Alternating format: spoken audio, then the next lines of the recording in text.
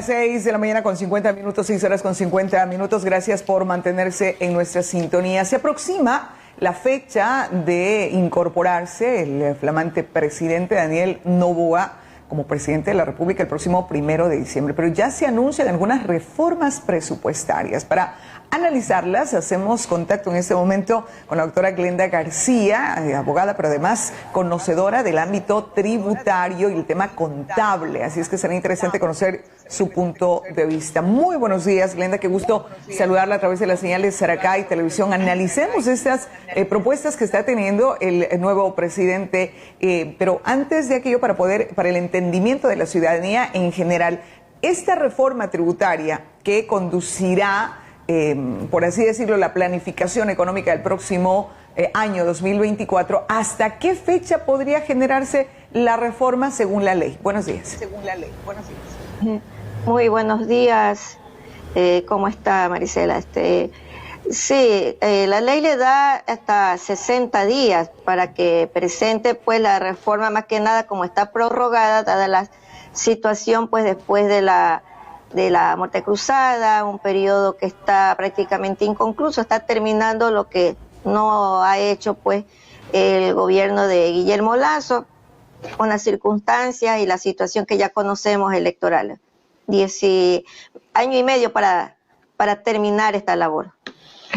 En todo caso, tiene estos 60 días. Y las propuestas, ¿qué opinión le merecen ustedes, a usted? ¿Por dónde está enfocándose bien en relación a estas reformas? Bueno, la verdad que primeramente hay que partir que, primero factor tiempo, corto tiempo, año y medio que le queda, frente a eso pues el Plan Nacional de Desarrollo, no sé si él ya lo tendrá, ya lo conocerá, yo creo que sí, porque es las primeras herramientas que tiene que ya haberle dado Guillermo Lasso, Semplades. Y dentro de eso, pues la planificación, de lo que vengo escuchando, que empezó a hacer su giro fuera del país para hacer contactos y buscar pues ir armando pues su planteamiento. Tengo entendido que tiene alistado ya una propuesta pues de reforma tributaria, y entre lo que está anunciando es justamente la reducción en cuestiones de aplicación de incentivos, se podría decir, con las empresas para generar la inversión extranjera. Es lo que sí se puede ver que ha estado, como quien dice, tocando puertas en España, en Estados Unidos, y bueno, eso es parte del trabajo que le toca hacer como empresario conocedor, pues ya de conocer también a estos inversionistas, sobre todo en el tema energético, que veo que eso le hizo mucho énfasis. Y entre eso, pues justamente creo que le está apuntando al tema agroindustrial y al tema de la infraestructura, a la construcción. Manifestaba pues entre que estos incentivos va a aplicar la reducción a los costos de materiales de construcción. Asimismo, evitando pues no subir impuestos, porque eso es parte del planteamiento en el plan pues de la campaña presidencial de Daniel Noboa, y me parece bien porque ya el pueblo no aguanta más. Estamos hablando que si hasta a mediados del mes de septiembre, octubre, la canasta básica estaba entre mediados de $764, los precios aumentaron. Si vamos a la parte micro, usted como ciudadano va a la tienda, a la madre de familia, se encuentra que hay un incremento casi se podría decir, de un 20% en el costo de los insumos para preparar los alimentos. Entonces tenemos que ir a la parte micro, porque es ahí donde está el problema y donde la ciudadanía está en la expectativa de que no le vayan a afectar más sus ingresos, que ya de por sí ya está en contra, porque si tomamos en cuenta los salarios promedios como están, realmente la canasta básica está pues totalmente desfasado con esos ingresos, ese poder adquisitivo que se tiene. Doctora, Ahora, pero lo otro si, por en ejemplo, cuanto, uno de los anuncios que ha hecho el presidente electo es reducir el pago del impuesto a la renta. Eso que daría, por un lado, que hay menos dinero en la caja fiscal y, por ende, habrá menos recursos para la distribución, para los pagos, ya sea del IES, ya sea de los gobiernos seccionales, ya sea de, de lo que es inmediato, mientras no exista una inyección de los organismos multilaterales, el Banco Mundial, el FMI. Y entonces, ¿de dónde compensar? Porque menos ingresos, pero también eso será menos distribución a las obligaciones del Estado. claro, porque se generan justamente, porque estamos hablando, el problema principal ahorita son las cuentas corrientes, ingresos para poder cubrir gastos. Y no, la última ley que se aprobó a mediados de junio, en cuanto a ley de fomento, pues de favorecer la economía familiar, sí, por un lado es bueno, pero como usted mismo dijo, en cambio eso implica la reducción de los ingresos en cuanto a la parte del Estado para cubrir pues, todo lo que usted está indicando. El financiamiento tiende a reducirse. ¿Será más endeudamiento? Yo creo que más hay que apuntarle desde mi perspectiva, es desde la parte de la producción, productividad.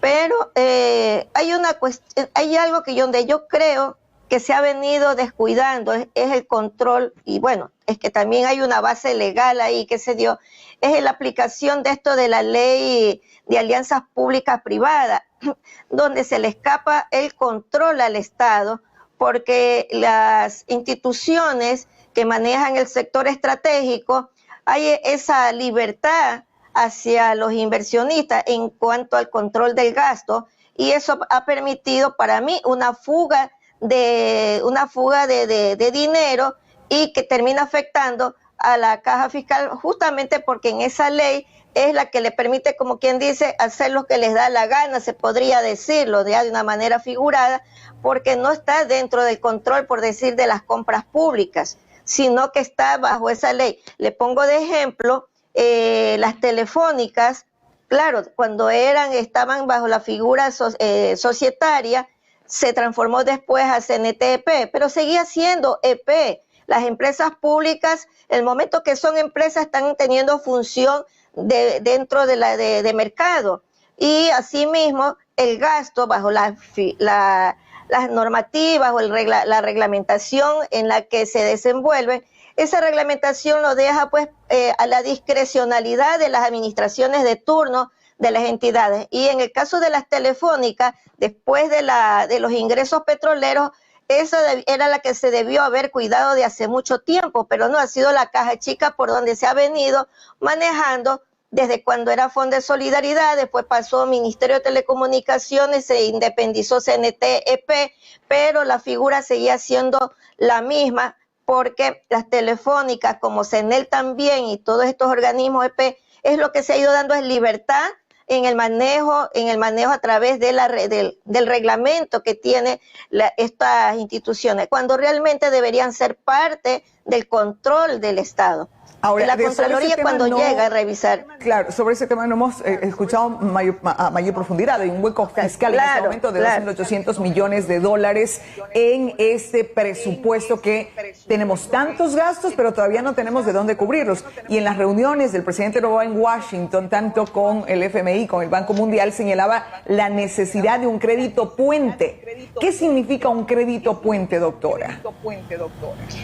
Bueno, es que necesita justamente tiene que ser dentro de un tiempo determinado, no va a estar dentro de los periodos normales de estos créditos que suelen obtenerse por el Banco Mundial, el BID, o a través de estos inversionistas como JP Morgan, Barclays, que donde fue también ha tenido estas conversaciones, pero son conversaciones y necesitamos realmente saber las respuestas si ellos le van a aceptar. Pero de eso se trata, es la confianza o qué garantías estará ofreciendo Daniel para que pueda obtener ese crédito puente, sí, es verdad, lo necesita para no afectar ser afectado con medidas tributarias al pueblo. y el endeudamiento es la salida que queda, hasta dentro de ese periodo, bueno, siga manejando el tema pues de captar esa inversión de otras empresas y poderlo hacer generar pues los ingresos que necesita para financiar el Estado. Ahora, ¿qué tan dable será, doctora, qué tan dable será precisamente ese apoyo cuando existe una serie de propuestas que el presidente Noboa está haciendo a los ecuatorianos? Es decir, a los ecuatorianos dice, vamos a pagar menos impuestos. Y normalmente sabemos que la cultura del Banco Mundial y del Fondo Monetario Internacional, cuando te presta dinero, es todo lo contrario. Te dice, reduce el Estado, es decir, despide personas, aumenta los impuestos, porque obviamente ellos tienen que garantizarse de alguna manera que les van a pagar ese dinero. Y más aún cuando estamos en esto que se denomina un crédito puente, es decir, de corto tiempo, para poder pagarles a ellos mismos las deudas que tiene el Estado ecuatoriano. Entonces, como que no compagina el pedido a estos multilaterales y las actuaciones o las ofertas a los ecuatorianos, porque generalmente no es la política de estos organismos. Es verdad, pero cuando ellos hacen los préstamos en los condicionamientos para el cumplimiento, como lo han venido haciendo, porque Moreno se convirtió en el cumplidor y ni tampoco le dieron tantas ventajas, pese a que estábamos en una época de pandemia. Pero en este momento yo pienso que como hay justamente se dio una adopción en el tema de los Objetivos de Desarrollo Sostenible, pienso que podría, Daniel, ver primeramente que esas condiciones para obtener ese crédito tampoco afecte el bienestar o las libertades del país o la soberanía del país, y no pase lo que viene haciendo el presidente que está por salir, que en el tema, por decir, las canjes de deuda en materia de lo que es el archipiélago de Galápagos, que no sabemos bien ese canje fiscal que ha hecho. Ahora, eso por un lado, seguirá haciendo otros canjes, Daniel Noboa, eso es lo peligroso, porque se va poniendo en riesgo es la soberanía, y de lo que se ve pues es que las miras de los inversionistas europeos tienen puesto las miras en el patrimonio y los recursos naturales, en el ecosistema, y eso no lo podemos negar, pero tampoco eso implica que por la necesidad que tengamos las condiciones que estos organismos para concederlos nos vengan a condicionar libertades, o ellos manejar a 20, 30 años territorios y hacerlos productivos ellos, y ellos terminen siendo los que negociando con terceros, porque de eso me ha tocado ver, y termina perdiendo el control, el dueño, en este caso el Ecuador, termina perdiendo el control territorial en ciertas áreas donde tiene que negociar. O sea, ellos también quieren invertir, porque aquí es un toma y daca. Ellos quieren ingresar, ellos no quieren, porque Ecuador es un país que tiene muchos recursos y ellos lo saben. Claro, van a apretar por la situación que estamos, pero considero que estos inversionistas van a considerar esa parte, pero lo que no puede perder Daniel Noboa es justamente de ponernos en riesgo nuestras libertades y la soberanía. Entonces, eso pienso que es lo principal. El endeudamiento se tendrá que dar, pero las condiciones, las cláusulas, es justamente donde tiene que poner mucha atención y darlo a saber, no decirnos ya cuando ya está firmado. Y en eso se trata de debatir, bueno, hasta qué punto aquí todos nos apretamos. Pero el control interno en lo que es el presupuesto, yo creo que podría funcionar esto de esta metodología de base cero, porque es verdad, si usted revisa el presupuesto, es costumbre de coger la información anterior y hay ciertas partidas que no se las están usando, y eso se convierte por ahí en una fuga o manejo para las autoridades de turno. Entonces, ese sería, pienso yo, que podría ir revisándose y ver pues qué rubro para apretar el presupuesto, por lo menos hasta ir viendo la situación salir, porque tiene que pagar en este mes salario y tiene que pagar 13º sueldo, que es el doble, y eso es lo más grave, pues son cerca casi de 2.800 millones.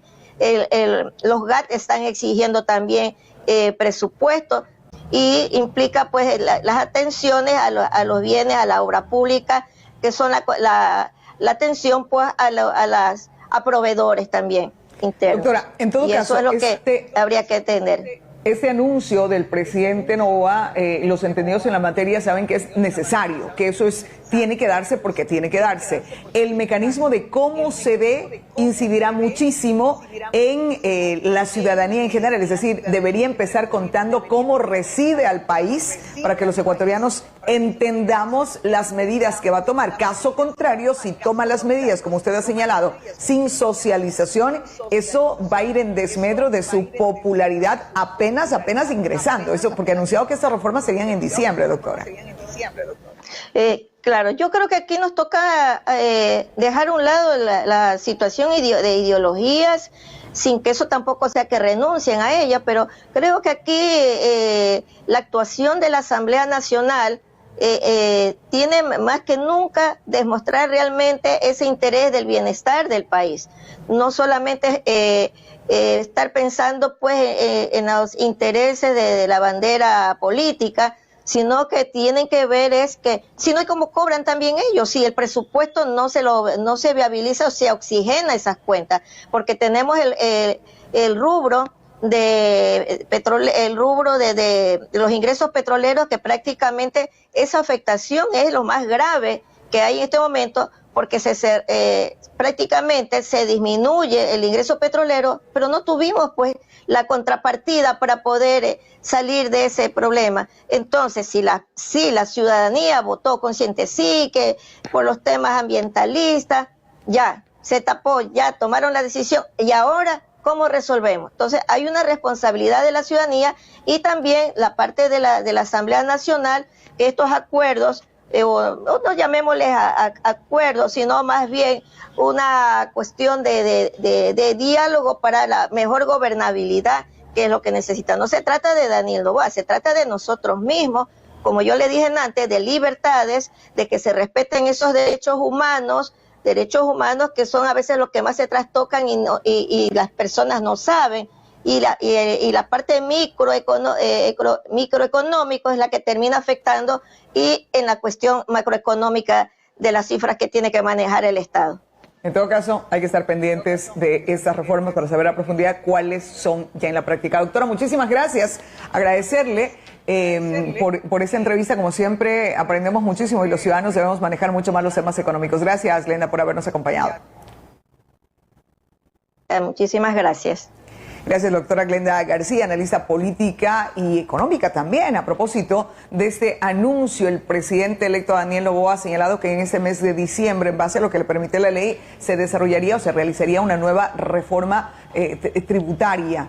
Y la reforma con el objetivo de mejorar o de alguna manera mover los números o que impacten los números del presupuesto general del Estado, que tenemos un hueco fiscal y que necesitamos generar, ver de dónde, cuáles son las estrategias para que generen más ingresos. Entender que, si bien es cierto, debe generarse una inyección económica al sector productivo, pero si hablamos del tema agroproductivo, esa inyección se ve el resultado no de manera inmediata, porque los cultivos llevan su tiempo, porque los proyectos necesitan su tiempo para poder desarrollarse. Si bien es cierto, el Ecuador tiene una alta productividad y hay una alta demanda en el mercado mundial de alimentos, por citar un ejemplo, pero se necesitará su tiempo y el presidente tiene necesidades urgentes ahora por el gasto fiscal, por el gasto corriente, salarios, los convenios, la deuda pública, la deuda a los organismos multilaterales, así es que eso le obligará en un momento determinado a tomar decisiones.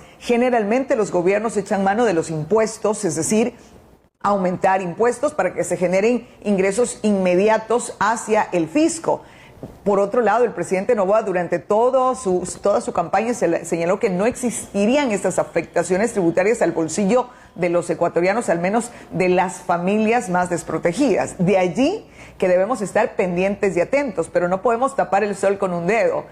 Estamos en una situación de crisis económica y eso nos va a terminar afectando y todos vamos a tener que ajustar los bolsillos. ¿En qué medida? a qué sectores más o menos, ya esta reforma tributaria será la que señale, pero se desarrollará en diciembre, tal como lo ha señalado el presidente electo. 7 de la mañana con 10 minutos, son las 7 horas con 10 minutos. Hacemos una pausa para comerciales, ya volvemos de inmediato con más.